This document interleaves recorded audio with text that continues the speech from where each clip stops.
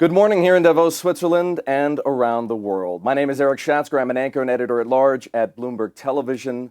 Welcome to An Insight, an Idea with Marissa Mayer, the CEO of Yahoo.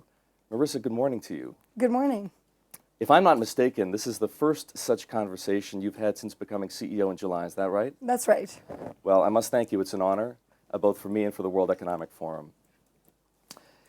We're here to talk about the future of technology. So let's begin with the one nut that nobody seems to have been able to crack, the platform shift from desktop to mobile. How do you crack that nut? Well, I think that one is it's really important. If you look at what's happening in terms of the shift to mobile, the number of mobile phones and smartphones in the world has tripled in 5 years. Tablet sales will outsell laptops this coming year if predictions hold true.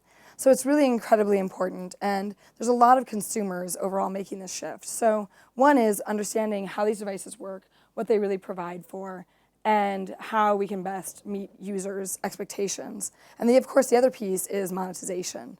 And that's the nut. There's all kinds of really interesting applications that exist on the phone. The real question is making money from it. And I have a lot of faith and confidence that whenever you see a consumer shift of this type, that there will be a very interesting value-added way to create a monetization around it. Where does that confidence come from? Well, it was sort of the bane of my existence from about 1999 to 2004.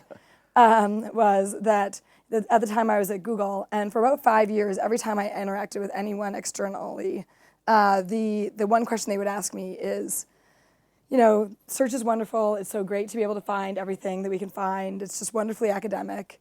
How is anyone ever going to make any money from it?